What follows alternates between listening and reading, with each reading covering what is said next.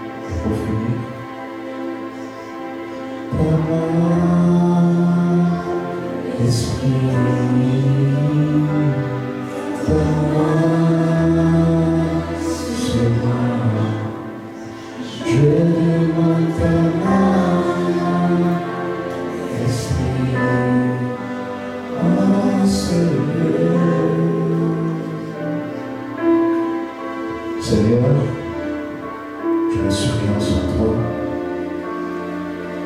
Je prie, Père, que tu m'utilises comme un Saint-Église. Saint-Esprit, dirige-moi comme toi tu veux. Ne permets pas que je ne dise pas ce que tu veux. Mais permets-moi de dire ce que toi tu veux. Donne-moi de viser là où il faut. Ton esprit m'inspire à annoncer ta parole. Que cette parole soit encourageante pour tout à chacun, moi le premier. Et que la vie de quelqu'un ne soit plus jamais la même. Au nom de Jésus. Et tu vas dire Amen 3 fois. Amen, Amen, Amen. Amen. Nous allons prendre nos Bibles dans le livre de Jérémie 1, chapitre 1, s'il vous plaît.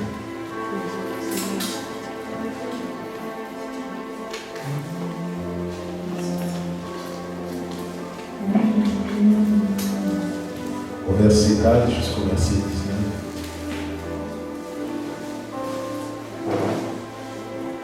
Est-ce qu'il y a des jeunes ici?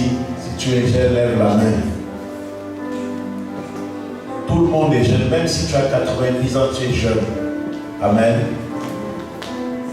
Alléluia. Est-ce que tu as trouvé? Si tu n'as pas trouvé, tu peux aider ton voisin, ta voisine à trouver. Thank you so much.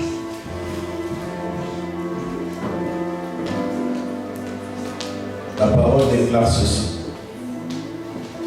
La parole de l'Éternel m'a été adressée avant que je te forme dans le ventre de ta mère. Je te connaissais avant que tu naisses. Je t'avais consacré et je t'avais établi prophète des nations.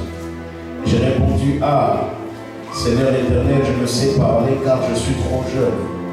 L'Éternel me dit, ne prétends pas que tu es trop jeune, car tu iras trouver tous ceux vers qui je t'enverrai et tu diras tout ce que je t'ordonnerai. N'aie pas peur d'eux, car je suis moi-même avec toi pour te délivrer, déclare l'Éternel. Verset 9. Puis l'Éternel a tendu la main et a touché ma bouche avant d'ajouter, j'ai mis mes paroles dans ta bouche. Vois, aujourd'hui, je te confie une responsabilité envers les nations et les royaumes, celle d'arracher, de démolir, de faire disparaître et de détruire, de construire et de planter. Que quelqu'un dise, Dieu m'a donné une responsabilité. La parole de l'Éternel m'a été adressée et me dit, que vois-tu, Jérémie? J'ai répondu, je vois une branche d'amandier. L'Éternel me dit, tu as bien vu, car je veille afin que ma parole puisse s'accomplir. Verset 13. La parole m'a été adressée une deuxième fois et il me dit, que vois-tu? Il déclare ceci, je vois une marmite bouillante, son ouverture est orientée vers le nord et l'Éternel me dit, c'est du nord que le mal se déversera et que tous les habitants du pays, en effet, je vais appeler tous les peuples du royaume du nord, déclare l'Éternel. Ils viendront et ils placeront leur trône à l'entrée des portes de Jérusalem, tout autour de ces murailles, contre les villes de Juda. Je prononcerai mes jugements contre eux à cause de toute leur méchanceté, parce qu'ils ont abandonné et ils ont brûlé de l'encens en l'honneur d'autres dieux. C'est parce qu'ils se sont prosternés devant un autre Dieu. Ils se sont prosternés devant ceux que leurs mains avaient fabriqués. Quant à toi, tu arracheras ta ceinture autour de ta taille tu te lèveras et tu leur diras tout ce que je t'ordonnerai. Ne tremble pas en leur présence, sinon je te ferai trembler devant eux. Aujourd'hui, je fais de toi une ville fortifiée, une colonne de fer, un mur bronze contre le pays, contre le roi de Juda, contre ses chefs, ses prêtres et la population du pays. Ils te combattront, mais ils ne pourront rien faire contre toi, car je suis moi-même avec toi pour te délivrer, dit l'Éternel. Amen. Nous allons aller dans le livre de Timothée, chapitre 4. 1 Timothée, chapitre 4. Avec quelques versets. Et ensuite, nous allons commencer. Nous allons aller au verset 12. Tout le monde connaît ce verset. Que personne ne méprise ta jeunesse, mais sois un exemple pour les croyants par ta conduite, ton amour, ton esprit, ta foi, ta pureté. En attendant que je vienne, applique-toi à lire les Écritures dans l'assemblée, à encourager et à les enseigner. Ne néglige pas le don qui t'a été donné d'après une prophétie, ou dans d'autres versions, il part par une imposition des mains, lorsque les conseils des anciens ont posé leurs mains sur toi. Occupe-toi de ces choses, donne-toi tout entier à elles, afin que tes progrès soient évidents devant tous. Veille sur toi-même et sur ton enseignement, mets-y de la persévérance, car en agissant ainsi, tu te sauveras toi-même, mais tu sauveras également ceux qui t'écoutent. Amen. Et un dernier passage, et je vais le dire directement, dans Joël 2, 28. Après cela, je répandrai mon esprit sur toute chair. Voici vos fils et vos filles prophétiseront, et vos vieillards auront des songes, et vos jeunes gens auront des visions. Amen. Amen. Amen. Moi, j'ai prêché dans les bruits. Amen. Amen. Voilà. Vous pouvez vous asseoir. Je regarde la deux fois. Alléluia. Le terme du message que le Seigneur m'a inspiré, c'est une jeunesse puissante, comme le thème qui a été donné. Et lorsque nous regardons dans la parole de Dieu, dans le livre de Jérémie, nous voyons très bien que le prophète Jérémie avait cette crainte qui était là, parce qu'il se disait qu'il était trop jeune. Amen. Le problème, c'est qu'il regardait sa position, il regardait le fait qu'il soit jeune, mais Dieu n'avait pas vu sa jeunesse, mais Dieu avait établi la paix qui était en lui. Est-ce que quelqu'un m'entend? Lorsque Dieu te voit, il ne te voit pas simplement en tant que jeune, mais il te voit avec la posture qu'il a établie depuis la fondation du monde. J'aimerais dire à une personne, que tu sois même âgé de 30, 40 ans, 50 ans, nous sommes tous des jeunes. Amen. Parce qu'il faut savoir cette chose. Dans l'ancien temps, ils avaient une possibilité de vivre plus longtemps que nous. Mais à cause du péché, la vie de l'homme a été raccourcie. Comment un homme pouvait-il vivre 900 ans? Or que l'espérance de vie maintenant, elle est entre 90 ans et 100 ans. Et lorsque j'ai demandé, Seigneur, pourquoi tu as permis cela, il m'a dit ceci, il m'a dit, plusieurs n'ont pas conscience du mystère de la jeunesse. Est-ce que quelqu'un m'entend? Et je vais vous donner cela. Mais avant cette chose, j'aimerais que tu puisses réaliser cela. Que lorsque Dieu t'a emmené sur terre, c'est pour un but. Amen. Lorsque Dieu t'a envoyé sur terre, c'est parce qu'il a placé une mission. Il a placé quelque chose de très fort en toi. Et l'homme passe par 7 étapes importantes. La première étape, c'est la naissance. Lorsqu'une personne, un être vivant arrive sur la terre, il doit naître. La deuxième étape, c'est l'enfance. Parce que la naissance est différente de l'enfance. L'autre étape est l'adolescence. L'autre étape est la jeunesse, qui est différente de l'adolescence. L'autre étape également, c'est le fait d'être adulte. Et l'avant-dernière étape, c'est la vieillesse. Et la dernière étape, c'est la mort. Lorsque nous regardons les êtres humains, que ce soit chrétiens ou non, nous passons tous par ces 7 étapes. Mais la jeunesse est un centre de décision. Est-ce que tu m'entends? La jeunesse est un carrefour que Dieu utilise afin que la démarcation puisse se manifester. Voilà pourquoi le diable utilise beaucoup les choses autour de nous lorsque nous sommes jeunes afin que nous puissions vivre une vie opposée à celle de Dieu. Lorsque nous regardons une chose, il est plus facile pour un jeune d'être converti que pour un adulte. C'est vrai ou pas? Si tu l'as pensé. Pourquoi? Parce que dans l'adolescence, dans ce temps de jeunesse, nous sommes encore en fabrication.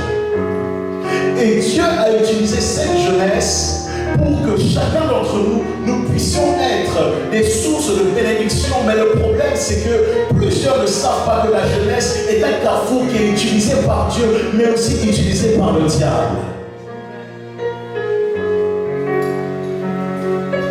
Il est vrai que le diable peut réclamer, oui. Il est vrai que le diable peut te cribler. Mais j'ai une bonne nouvelle pour toi. Dieu réclame plus que le diable. J'ai dit que Dieu réclame plus que le diable. Il y a des personnes, lorsqu'elles sont là à simplement regarder leur jeunesse comme non, je suis jeune, je veux profiter de ma vie. Mais j'aimerais te dire que c'est dans ta jeunesse que les décisions les plus importantes de ta vie vont se manifester. Parce que si tu négliges cette jeunesse, si tu négliges ta jeunesse, tu as déjà négligé toute ta vie. Est-ce que quelqu'un m'entend? Parce que lorsque Dieu a appelé plusieurs personnes dans la Bible, il les a appelés dans leur jeunesse, parce que la jeunesse est un carrefour très important. Christ lui-même a été appelé étant jeune. Dieu l'a envoyé d'abord pour qu'il puisse passer par ces 7 étapes, parce qu'il voulait nous donner un message qu'au travers de la jeunesse, une puissance se cache. Il y a une puissance derrière la jeunesse. Il y a une puissance derrière la jeunesse. La plupart des exploits que les gens ont eu à connaître dans leur vie, dans la jeunesse,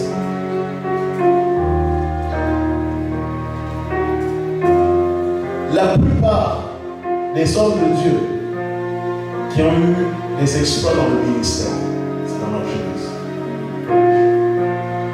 Lorsque Bénéine faisait des croisades, il était encore jeune. Lorsque Bénéine était dans l'Espagne, il était encore jeune. Maintenant, il est un peu plus âgé. Il ne fait plus les mêmes croisades qu'avant. Même son ministère a même chiffre. Parce que Dieu sait qu'au travers de la jeunesse, il y a une force qui est déployée. Souvent on dit ceci: lorsque tu es jeune, tu as le temps et pas l'argent. Quand tu deviens adulte, tu n'as plus le temps, tu as l'argent et pas la bonne énergie. Ou entre guillemets seulement. Mais lorsque tu vieillis, tu as le temps, tu as l'argent et tu n'as plus la force. Parce que la jeunesse a été donnée par Dieu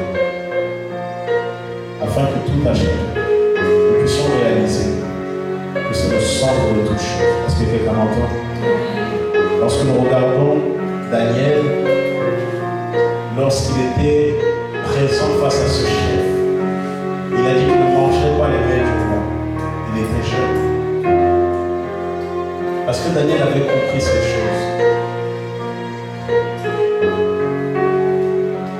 La puissance, la force qu'un jeune a en étant dans ce cadre-là, il bâtit sa vie. Il bâtit sa vie. C'est là où il pose les fondements de sa vie. Je peux vous dire une chose. Je peux vous dire une chose. De 0 à 30 ans, c'est là où tu peux faire encore toutes les erreurs. De 30 ans à 50 ans, c'est là où tu deviens mature. Parce que même dans le monde spirituel, il y a des portes qui sont ouvertes précisément au niveau de notre âge. Est-ce que quelqu'un m'entend? Plusieurs personnes ont eu beaucoup d'expériences spirituelles lorsqu'ils étaient avant la phase des 50 ans. Vous n'avez pas regardé une chose, lorsqu'on regarde tous les ministères, tous les ministres de Dieu, lorsqu'ils étaient plus jeunes, ils étaient beaucoup là pour impressionner les gens, beaucoup de techniques d'une certaine manière, etc. Mais lorsqu'ils deviennent un peu plus vieux, leur pensée n'est pas simplement de faire des techniques, mais leur pensée est de bâtir un héritage.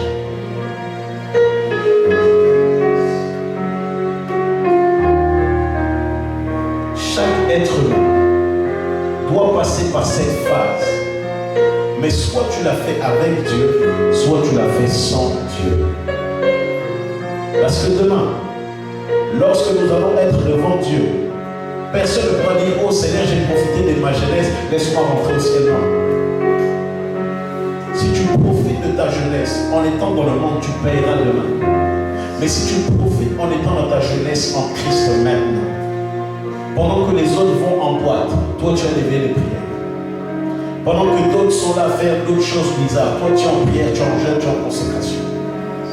Tu verras leur vie sera diminuée, mais toi ta vie sera emmenée dans une certaine dimension. Pourquoi?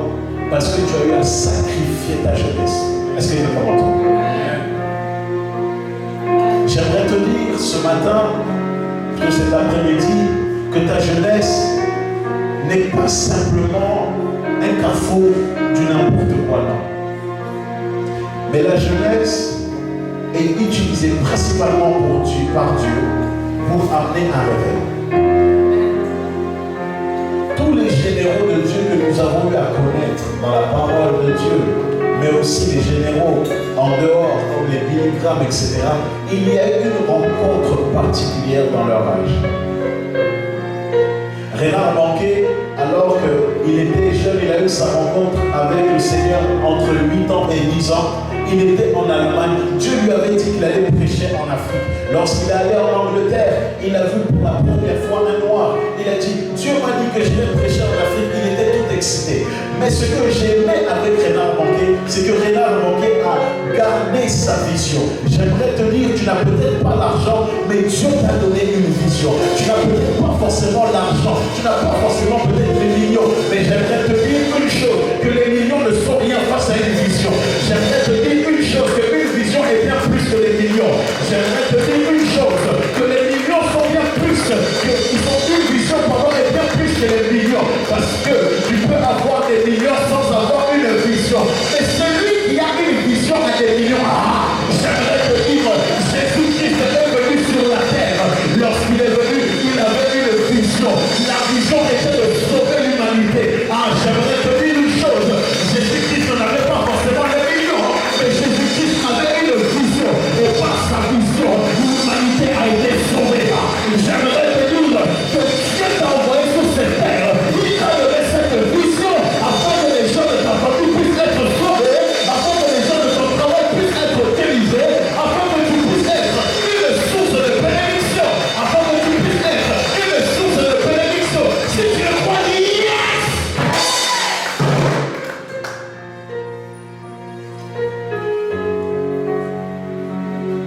Christ lui-même est l'exemple parfait.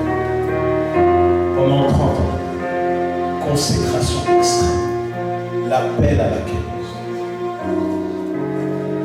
Pendant 3 ans, ministère de puissance, ministère de délivrance, ministère de guérison.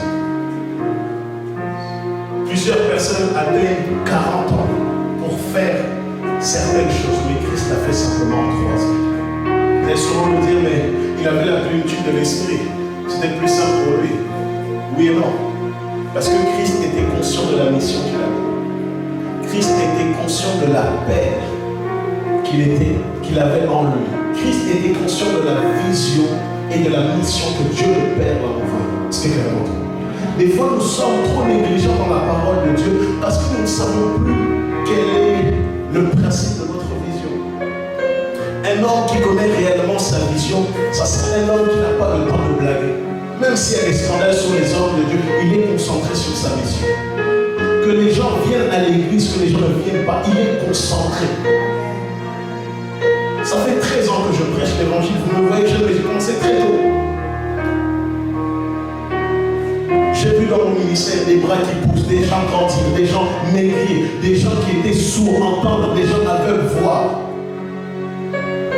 Mais il y avait un prix.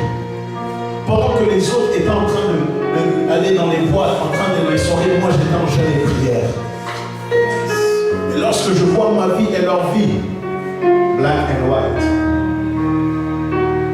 et maintenant ce sont ces mêmes personnes qui m'ont critiqué, qui m'ont dit, mais toi tu fais trop de pasteur, qui m'envoient des DM sur Instagram, est-ce que tu peux prier pour moi? Parce qu'ils ne savaient pas que dans la jeunesse, une porte a été ouverte. Des fois, nos parents vivent certaines circonstances parce que dans leur jeunesse, ils ont été négligés. Et ils pensaient, par leur jeûne et leur prière, que les choses ont changé. Non. À chaque acte, il y a une conséquence. Et de plus, certaines personnes ont des hôtels qui les réclament. Et tellement les hôtels sont forts que pendant leur jeunesse, les hôtels les ont attirés, ils les ont gardés, restés blottis au même endroit. Mais j'ai une bonne nouvelle pour toi. Les erreurs de tes parents, tu ne vas pas les commettre. Est-ce que quelqu'un m'entend? Même si les gens de ta famille ont eu du retard, en Jésus-Christ, il y a une reprogrammation spirituelle. J'aimerais te dire cette chose, que en Jésus-Christ, lorsque tu lui donnes ta jeunesse, il y a cette reprogrammation spirituelle. Voilà pourquoi il y a des gens, même à partir de 2 ans, parce que leurs parents ont payé le prix en étant jeunes. J'ai un mentor à moi, son fils à 3 ans, il commence déjà à parler en langue. Il commence déjà à parler en langue. Pourquoi? Parce que lui, il a payé le prix dans sa jeunesse. Son père également a payé le prix dans sa jeunesse. Imaginez-vous simplement à 2 ans, il commence à pourquoi? Parce que l'esprit dans l'esprit, il n'y a pas d'âge. Mais si tu es là simplement, non, les choses de prédicateurs, c'était pour eux. Dans les trucs d'église, c'est que pour moi, il y a un homme comme ça qui m'a dit oui, voilà, les trucs d'église, ça c'est pour vous, ça. Nous on n'est plus dedans. Ah bon? Tu es en train de me dire que le salut c'est juste pour les jeunes. Donc l'église c'est juste pour eux. L'enfer et le ciel, c'est juste pour un temps. Non, c'est pour tout. Mon propre père biologique, il prêche, des miracles se manifestent. Mais il n'est pas rentré dans sa mission. Parce qu'il est possible d'être chrétien et de ne pas rentrer dans sa mission. C'est quelque chose de lorsqu'on vous enseigne dimanche après dimanche à l'église, ce n'est pas pour rien. C'est parce que nous, en tant que prédicateurs, nous voulons que vous puissiez rentrer dans votre destinée. Mais le problème, on vous prêche à l'église. On vous prêche à l'église comme ça. On vous prêche à l'église. Vous êtes endormi. Vous pensez déjà au poulet que vous allez manger. Or que cette vitamine est bien plus puissante que le poulet de KFC. C'est vrai. Je dis aux gens, tant que vous n'aurez pas compris, je vais prêcher le même message. En fait, le problème c'est que vous ne voyez pas ce que nous voyons. Au travers de toi, il y a des choses, des grâces qui peuvent être libérées. Il y a des choses qui peuvent se manifester. Mais le problème, l'église, c'est pas mon bail. Je devais être footballeur professionnel. Dieu m'a enlevé mon rêve.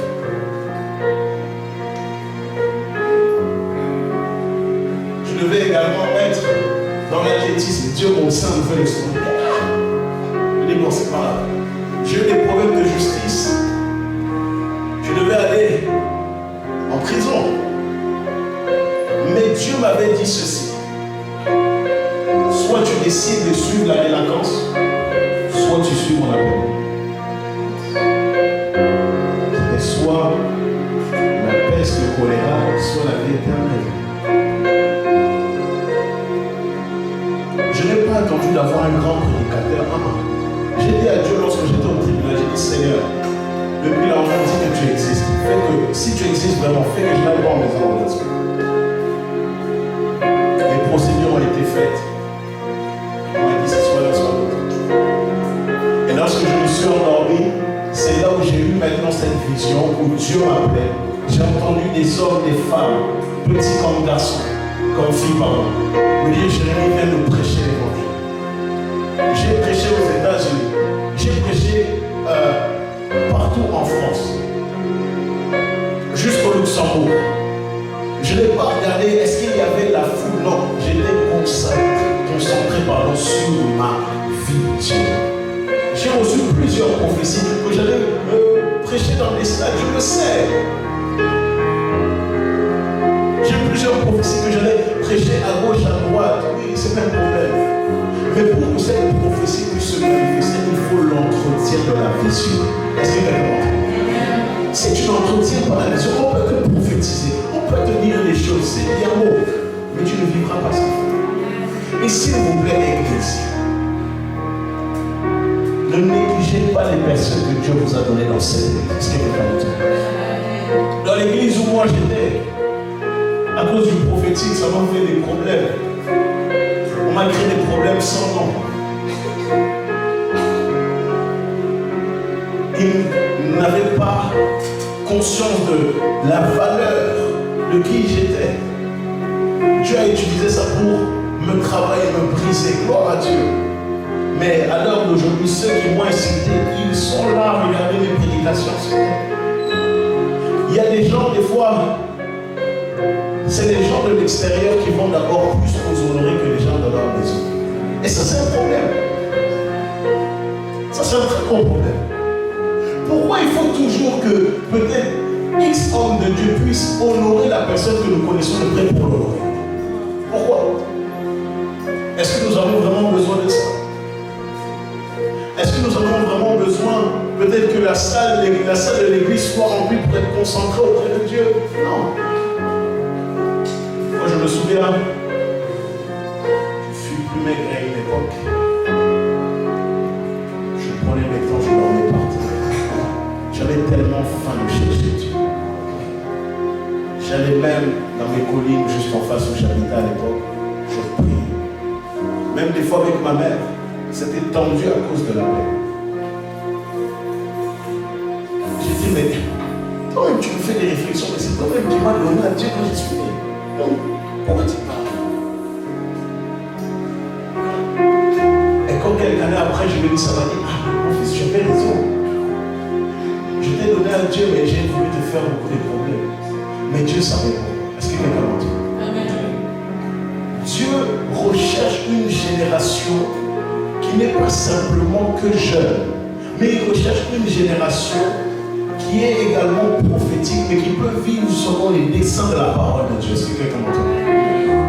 Dieu recherche dans les temps de la fin des Daniel et des Danieli et des Daniela.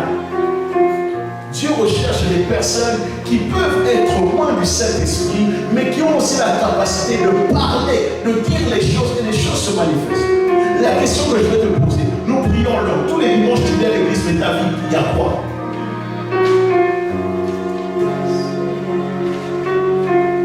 À quoi sert-il de venir à l'église dimanche après dimanche et d'avoir le même style de vie? Dieu ne nous a pas envoyés premièrement pour avoir un bon travail, non. Dieu ne nous a pas envoyés premièrement pour avoir des bons diplômes, non. Lorsque Dieu t'a envoyé sur cette terre, c'est parce qu'il a placé une mission au-dedans de toi. Amen. Et Dieu veut que tu puisses voir son intérêt à lui et non le tien. Je voulais une carrière de footballeur. Dieu ne m'en a pas permis. Parce qu'il avait son intérêt à lui.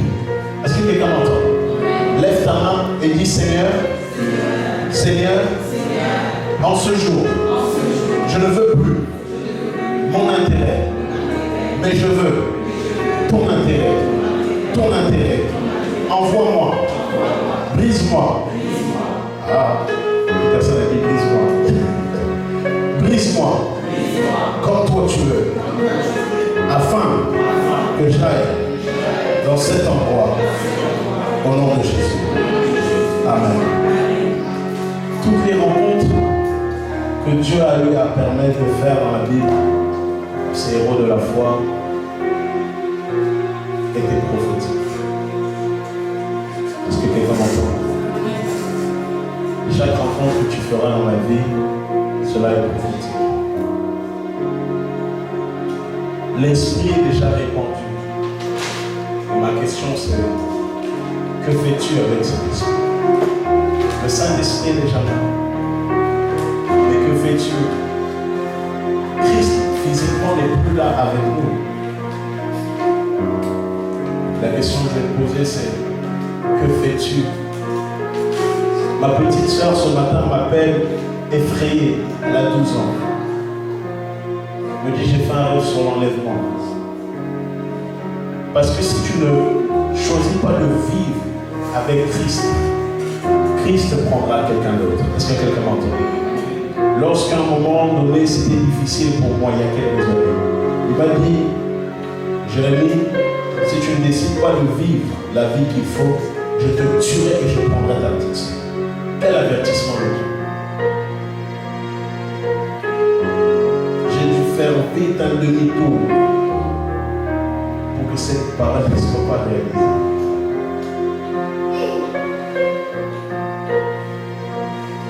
L'esprit est présent. Mais qu'est-ce que vous faites avec? Demande à ton voisin. Le Saint-Esprit est là, mais qu'est-ce que tu fais avec lui? Es-tu intime à lui?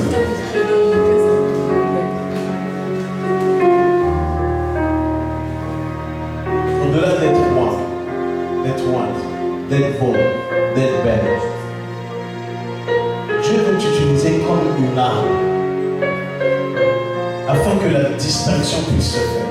Vous n'avez pas remarqué que dans les plus grands métiers, la plupart ce sont des occultistes, mais pas des chrétiens. Pourquoi? Parce que plusieurs, premièrement, les chrétiens, soit ils sont trop dans la prière, soit ils sont trop dans les jeûnes, soit ils sont trop flemmards. C'est vrai ou pas? Les premiers à l'église, mais pour arriver à l'heure au travail, c'est comme s'il y a un changement du visage. C'est comme si à l'église c'est un ange, mais au travail c'est un démon. Parce que le fait que nous puissions être là à manifester Christ, il faut aussi que nous puissions manifester Christ à l'extérieur, mais pas simplement à l'intérieur de l'église. Est-ce que quelqu'un m'entend? Il ne faut pas simplement que tu sois que bon à l'église, mais tu dois aussi être sérieux au travail. Est-ce que quelqu'un m'entend? Parce que tu diras oui, mais les autres ont eu une promotion parce qu'ils ont signé les pas. Non. À cause de ton manque de sérieux, il y a des promotions que tu n'auras pas. J'ai dit, parce qu'à cause de ton manque de sérieux, il y a des promotions, des travails que tu n'auras pas. Pourquoi? Parce que tu n'as pas pu être sérieux. J'aimerais dire à une personne, je vais te dans l'église plus jamais. Parce que Dieu veut faire de toi un oracle et un signe pour ta génération. Je pensais qu'il y avait un petit amen. J'aimerais te dire cette chose. Dieu veut faire de toi un signe et un oracle pour ta famille. Mais il faut que dans ces temps-là, alors que nous sommes en train de rentrer vers la fin de l'année, que tu puisses rentrer dans les jeûnes et les prières. Il faut que tu puisses rentrer dans les jeûnes et les prières. Que tu sois sérieux au travail. Lorsque Esther, alors que la position ne lui était pas accordée, elle était sérieuse parce qu'elle savait les mystères que Dieu avait placés en elle. Et lorsque Mardochée est venu, il a vu la belle Esther. Il a vu qu'au travers d'Esther, la délivrance peut se manifester. Je te dis des fois, il n'y a pas de délivrance dans ta famille parce que tu as décidé que Mardochée soit mis à côté. J'aimerais vous dire une chose. Dieu appelle, oui, mais Dieu donne des hommes pour que l'appel puisse se manifester. La preuve en est, Dieu m'a appelé que vous êtes là. Sinon tu m'aurais écouté des pierres, des chaises. Je me souviens, 12 ans en arrière, je prêchais avec une brosse, non, peut-être 14 ans, pas. Je prêchais avec une brosse comme ça dans ma chambre. Vous savez que Dieu m'a appelé. Lorsque je vois les chaises vides, moi je vois les amis.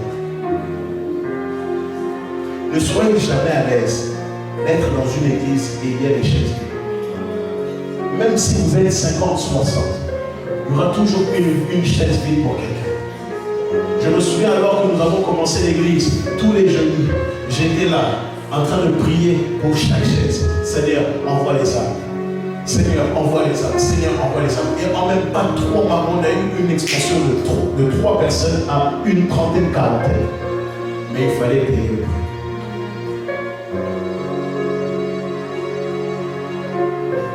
Souvent nous sommes là à nous dire que c'est parce que nous avons fait des erreurs que Dieu ne peut pas nous appeler ou que Dieu n'a plus l'appel sur nous. C'est faux.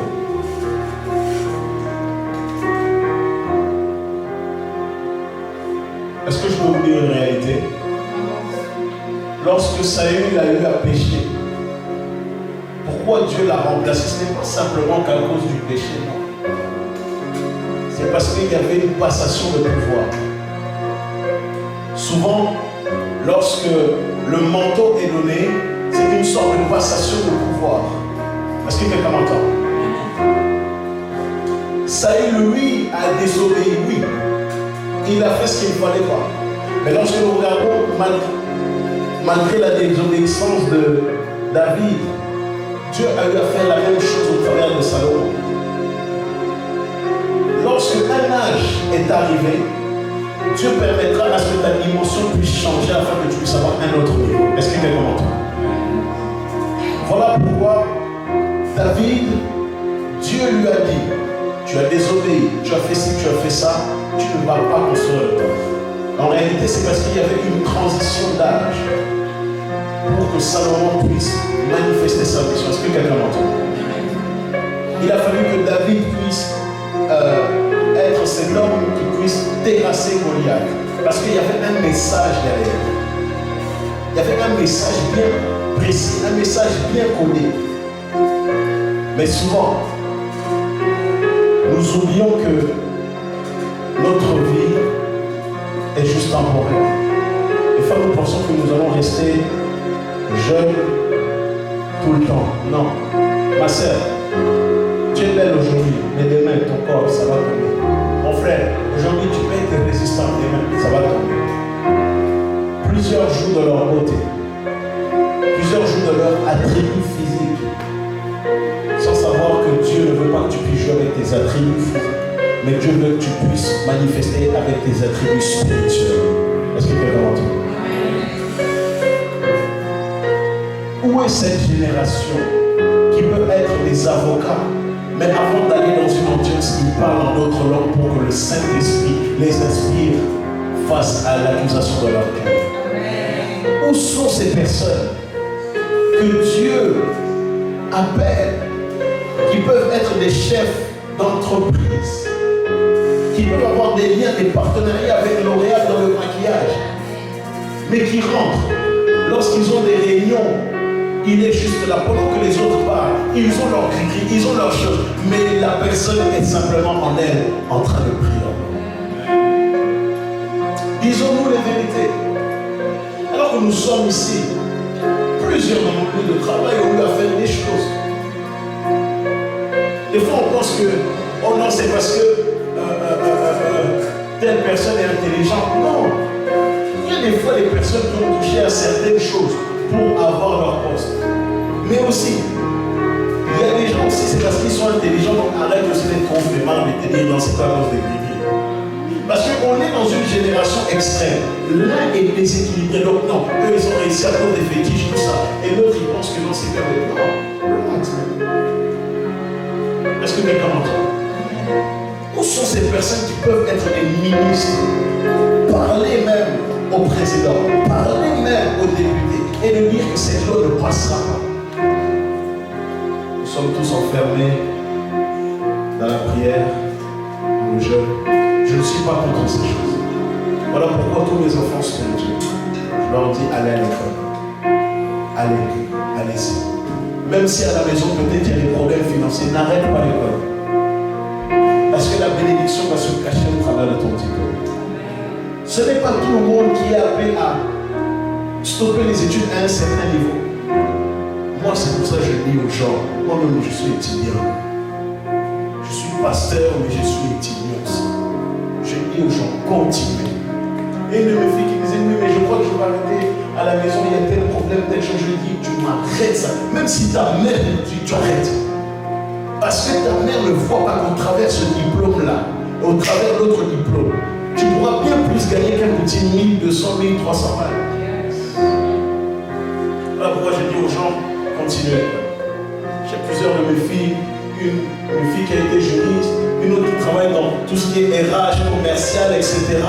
Mais en tant que père, je me dis, mais c'est gratifiant de voir ces personnes qui étudient, qui sont loin, qui sont beaux, qui sont belles et qui vivent dans la crainte de Dieu, mais qui sont aussi intelligents. Nous avons reçu l'esprit supérieur. Nous avons reçu l'esprit supérieur. Mais pourquoi nous négligeons cela? Il n'y a pas de sous-métier. J'ai des filles qui travaillent même dans tout ce qui est dans les hôpitaux, elles lavent les gens, etc. Il n'y a pas de sous-métier.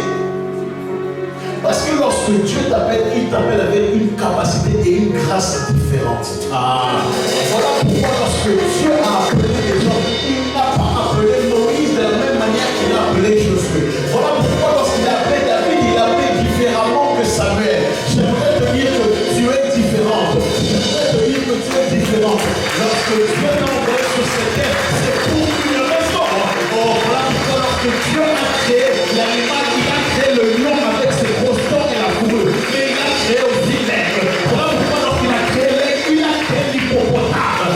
Lorsque l'hippopotame marche comme cela, il a créé le sien. Parce qu'ils ont eu une fonction différente.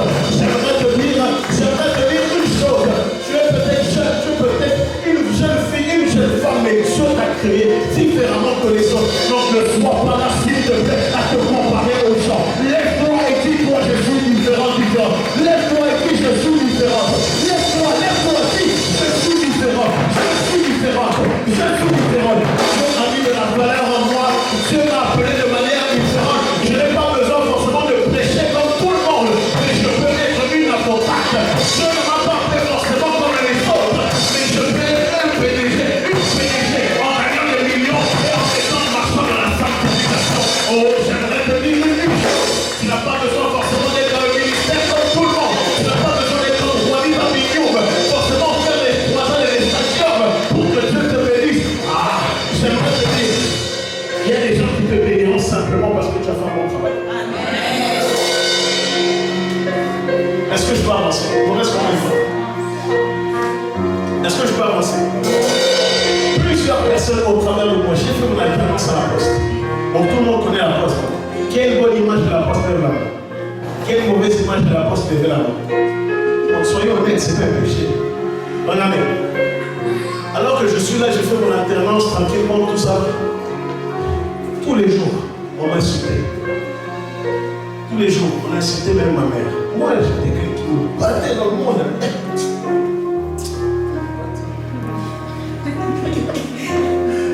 Mais Dieu m'a transformé, je pense. Et regardez ce qui se passe. Un jour, un homme est là, alors que dans mon service, moi, on ne faisait pas de financier. Mon collègue, lui aussi, il y a des collègues là, il faut qu'il ait 17, 18 et 58. Pourquoi tu fais rentrer les gens? Et alors qu'il est là, il lui fait rentrer en disant oui, si ça. Mais dans ma tête, je dis, mais Seigneur, les gars ne voient pas qu'on ferme dans 2 minutes ou bien. Et dans mon esprit, je savais qu'il y avait quelque chose de moi. Et alors que je suis là, la personne rentre comme ça. Je dis ok, bonjour, je dis qu'on ne fait pas de financier. Bam! Il commence à me regarder droit dans les yeux. Les hommes de Dieu comme toi, je t'aime. Mes frères, il commence maintenant à vouloir me taper. C'est parce qu'il y avait mon collègue qui, voilà. Je ne vais pas rentrer dans les ribos, Kanamaha. Il insulte ma mère, il insulte ma descendance. Et même une poubelle, il a voulu la tabasser sur moi. Heureusement, mon collègue est plus grand que moi, est plus costaud, il s'est interposé. Il dit, mais Seigneur, qu'est-ce qui se passe? Cela, il m'a dit, fils, premièrement, cette attaque était venue parce que cette semaine, tu vas prêcher sur les attaques du surnaturel. Donc, pour dire qu'il est possible, tu prépares un message et Dieu va te tester. Est-ce que quelqu'un m'entend? Et l'autre point, Dieu voulait aussi voir est-ce que si j'allais prêcher, j'allais clairement le vivre. Et il m'a donné aussi cette chose. Il m'a dit, fils, tu sais que il y a des situations qui devront se manifester dans ton lieu de travail. Mais Satan lui-même viendra toujours essayer de te tenter pour que tu baisses ta foi. Est-ce que quelqu'un m'entend? Vous allez comprendre. Il y a a des gens, lorsqu'ils sont au travail, il y a comme si il y a une sorte d'ombre dans leur vie. Rien ne marche. Ils viennent à l'église, ils sont souriants, tout va bien. Dès qu'ils repartent au travail, c'est comme s'ils sont sous une sorte de domination. Qui a déjà senti ça? C'est pas un problème, c'est pas un péché. Et à un moment donné, c'était cette même chose. Je dis, Seigneur, qu'est-ce qui se passe? Je suis au travail, mais je suis toujours pas sur les nerfs, mais il y a toujours un truc qui me dérange. En plus, j'avais une chef qui était là, elle était relou, toujours elle mettait la pression, elle était plus petite que moi. Il dit, ça va. Je suis rentré dans le jeûne et prière. J'ai dit, c'est soit moi, soit elle qui parle. J'ai prié. Même pas 2 semaines après, on entend que, oh non, elle s'est fait venir. Est-ce qu'il fait l'autre? Parce qu'il y a des endroits, c'est soit ta tête, soit leur tête.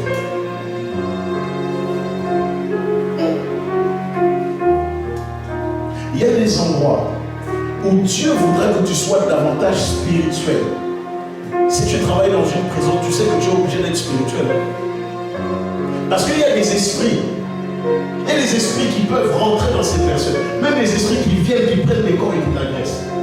Et moi où je travaillais, c'était une prison à l'époque. Je travaillais à Gardelier. Et c'est là où l'esprit a eu à me dire, tu sais pourquoi il y a telle atmosphère dans ce lieu où tu travaillais? C'est parce qu'il y avait telle chose dans ce lieu de travail à l'époque. Voilà pourquoi, lorsque vous rentrez dans un travail, soyez toujours là à plaider le sang de la vie. Pourquoi vous asseyez? Lorsque vous allez dans un travail, soyez toujours rempli du Saint-Esprit. Moi, j'étais là. Ceux qui me connaissaient beaucoup par là. J'allais dans les transports et à chaque fois que cette dame voulait maintenant me déranger, elle ne pouvait pas parce que j'étais blindé dans l'esprit. Est-ce que quelqu'un m'entend? Je ne sais pas pourquoi je parle de ça. Tu peux peut-être avoir des problèmes dans ton travail, mais la solution se cache dans les ribos. Est-ce que quelqu'un m'entend? Parce que pasteur, pendant que je vous vois, je suis en train de voir, c'est comme si au travail il y a des sortes de pression. Vous travaillez? Ok.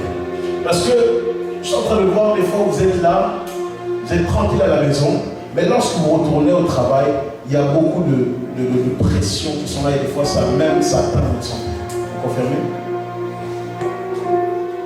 Pardon? Pas trop? Mais vous confirmez quand même ou pas? Oui ou non? Ok. Je vais vous dire pourquoi. Parce qu'il y a une loi qui a été établie dans votre famille pour que vous puissiez rester dans un certain niveau. Vous comprenez? Et lorsque je rentre dans cette vision, je vois que plusieurs personnes peuvent avoir l'intelligence, ils peuvent avoir même de l'argent, mais il y a comme cette limitation qui est toujours posée. Confirmé? Mais j'aimerais vous dire cette chose.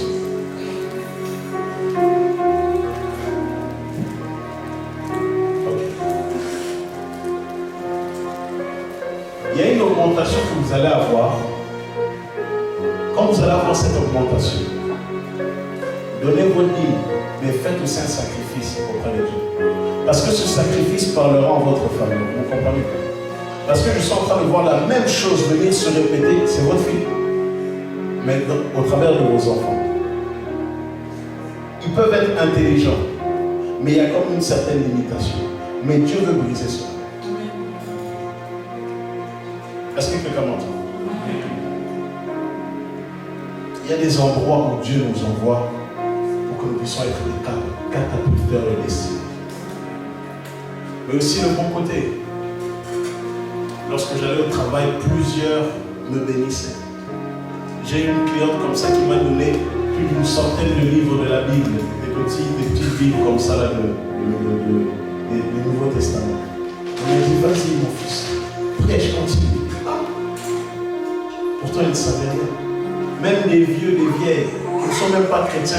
Je les aidais simplement sur les machines. Elle me dit, vous êtes un ange, allez loin dans la vie, que Dieu vous préserve. Parce qu'il y a des bénédictions que tu auras lorsque, même si ces personnes ne sont pas chrétiennes, mais le fait qu'elles ont eu plus d'expérience que toi dans la vie, il y a des bénédictions qui sont relâchées au travers de la parole. Est-ce que quelqu'un m'entend? les gens de 90 ans qui étaient là avec leur petite canne. Je les aidais simplement d'un vieux cœur. Je ne voulais pas d'argent, je ne voulais rien. Je le faisais parce que c'était mon travail. Or que mes boss disaient, non mais ces personnes-là, tu les laisses de côté, il faut simplement que vendre ceci, vendre cela. J'ai dit, ok.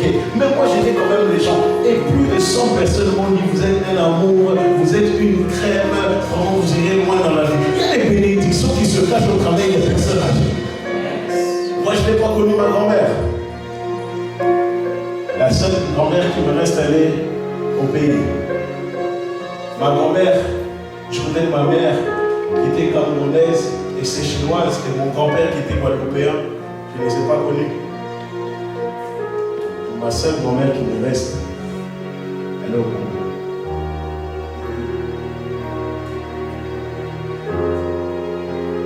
Lorsqu'elle avait des problèmes de yeux, j'ai donné un billet à mon père.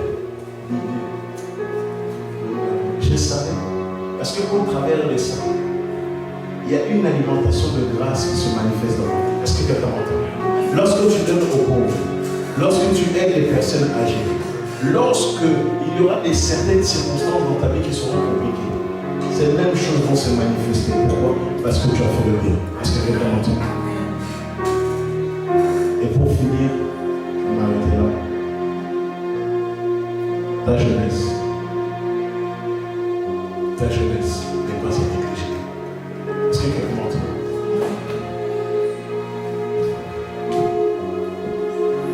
Joseph, alors que ses frères l'ont trahi,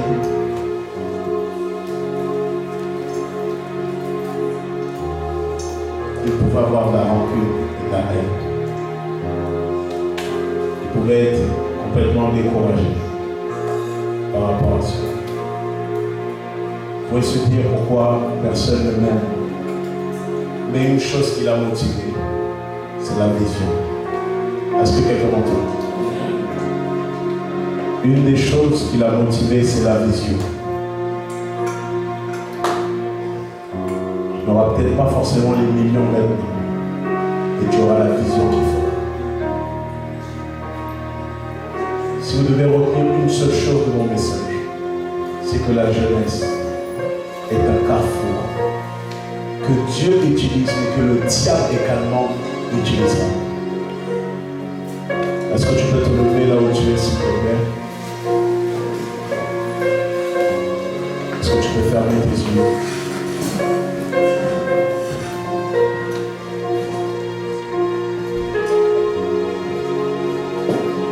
Et si tu sais que tu n'as pas forcément vécu une vie où tu as négligé ta jeunesse, tu sais que depuis un moment tu ne vis pas forcément dans le bon chemin. S'il te plaît, viens devant, il n'y a pas de honte, personne ne te regarde. Si tu sais que ta vie n'était pas forcément en ordre, viens devant. Personne ne te jugera.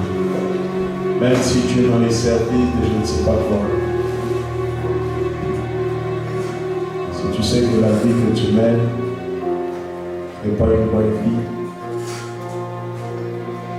ou tu sais que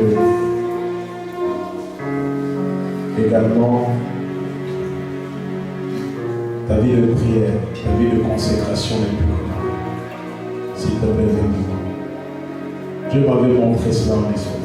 Je sais qu'il y a d'autres personnes, mais s'il te plaît, n'aie pas honte, personne ne te jugera. Vous savez que même ne pas prier, ne pas vivre une vie de consécration, c'est un péché. Les gens pensent que les péchés, c'est juste des péchés sexuels. Mais le fait que tu ne pries pas, le fait que tu ne médites pas la parole, c'est un péché.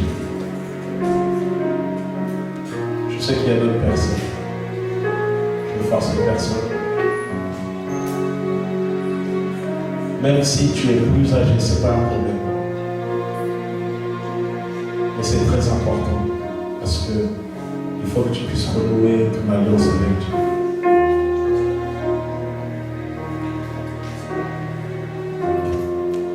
Pour ceux qui se sont rapprochés, vous allez lever les mains légèrement.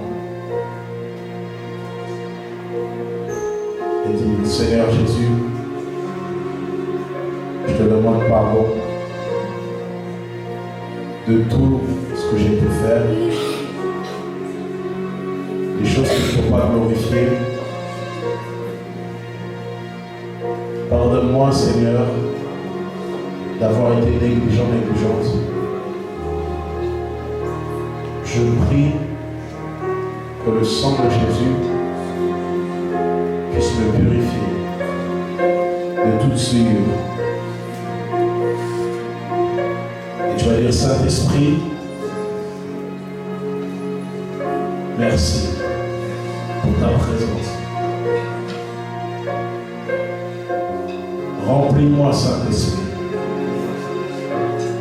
de ta présence. Remplis-moi de toi. Remplis-moi. Remplis-moi. Joue-moi ta main, mon fils. Remplis-moi.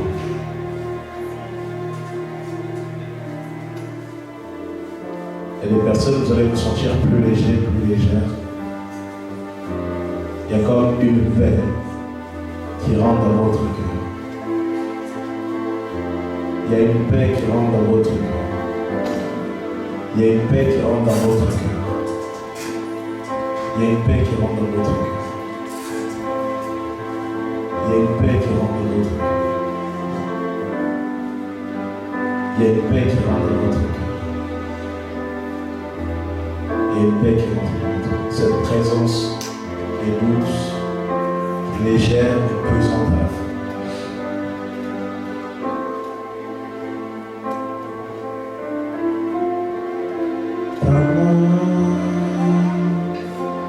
Esprit, ta main, Seigneur, je demande ta main, Esprit, en ce lieu,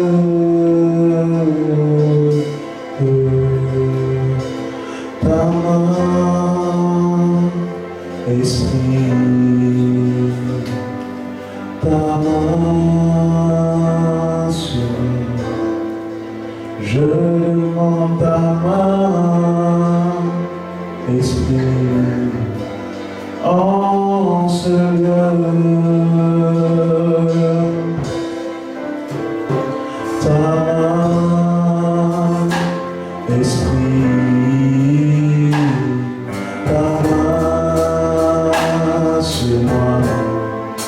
Je demande ta main, Esprit, dans ma vie.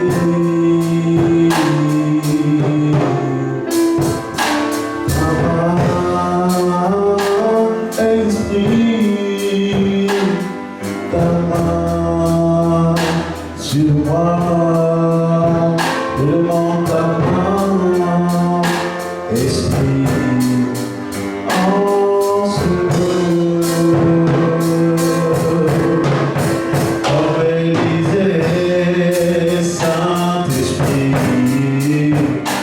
Prophétisant au son de la harpe, je demande ta main, Esprit, en ce lieu.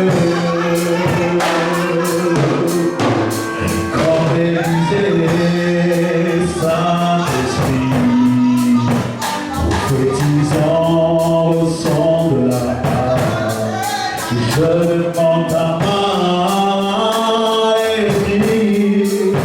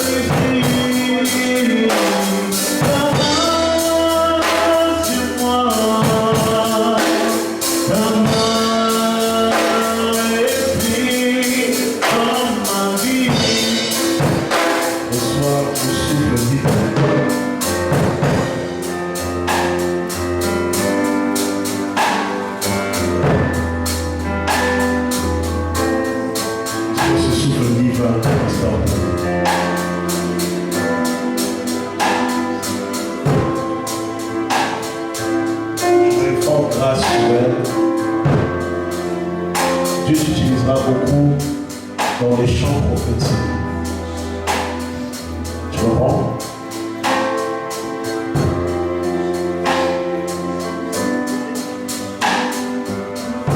Mais Dieu me dit ceci, tu dois arrêter d'être négligent. Tu dois arrêter d'être négligent.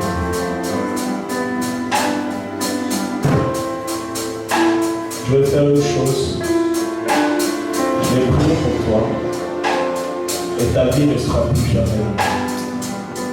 Tu comprends?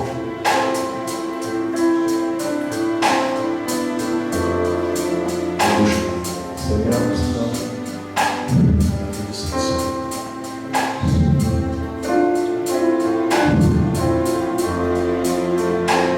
une forte grâce sur cette sœur. Une forte grâce. Seigneur, je prie. Je prie. Je prie maintenant. Je prie maintenant. Parce que l'atmosphère prophétique se manifeste. Je libère maintenant. Je libère cette grâce.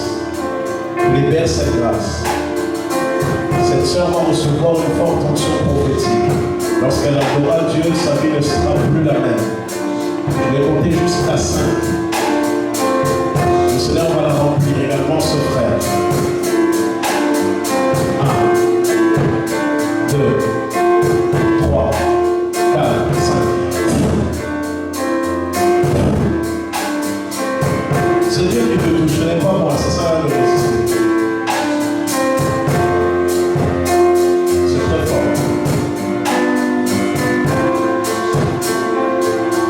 Également la sœur avec les lunettes, je suis en train de voir que tu vas prier beaucoup pour les malades. Tu vas beaucoup prier pour les malades. Parce que je suis en train de voir que dans l'esprit, ta santé a été beaucoup également touchée. Je vois cela dans l'esprit. Et Dieu t'utilisera pour faire entendre les sourds.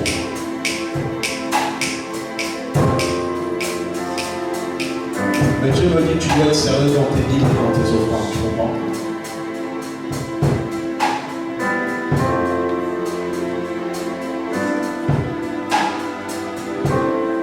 Merci Seigneur.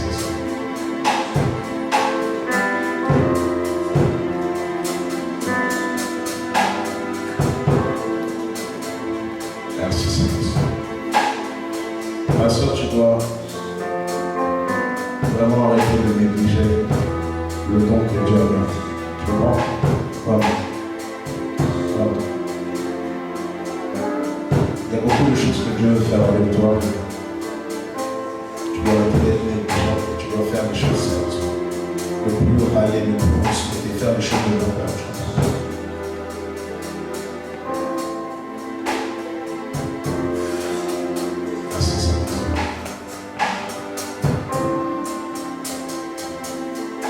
Est-ce que tu peux juste élever ta main droite et dire Saint-Esprit, Saint-Esprit, restaure-moi. Restaure tout dans ma vie. Restaure mes finances.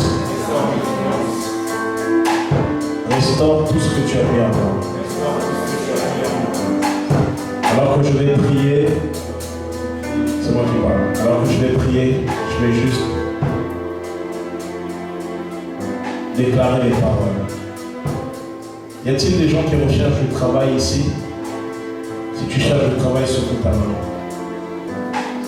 Okay. Y a-t-il des personnes qui ont des problèmes de papier? C'est pas une honte. Si tu es concerné, secoue la main. Si tu as des problèmes financiers, secoue ta main. Voilà ce que Dieu va faire. Si tu le crois, toutes les situations que je viens de dire vont s'arranger avant la fin de cette année. Et tout dépendra de ta foi. Ma fille ici peut témoigner. Depuis, elle devait recevoir sa paye.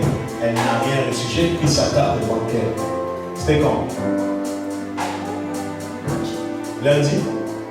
Je lui ai dit, le lendemain tu vas recevoir. J'ai pris la cape. J'ai levé au ciel.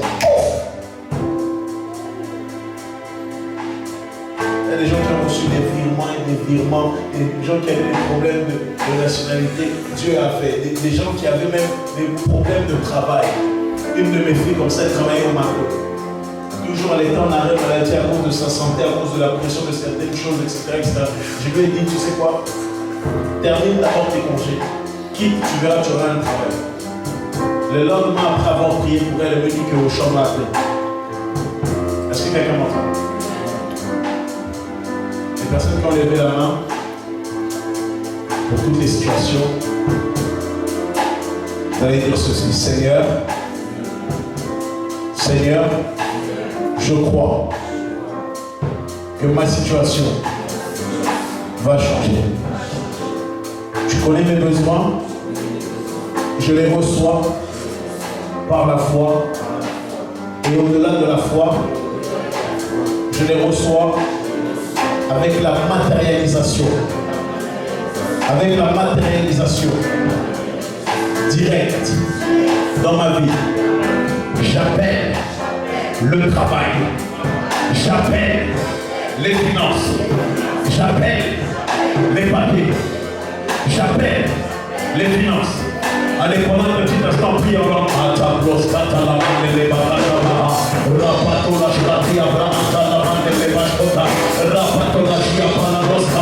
Tu sais les choses dont tu as besoin. Prie pour ta situation, prie pour ta situation.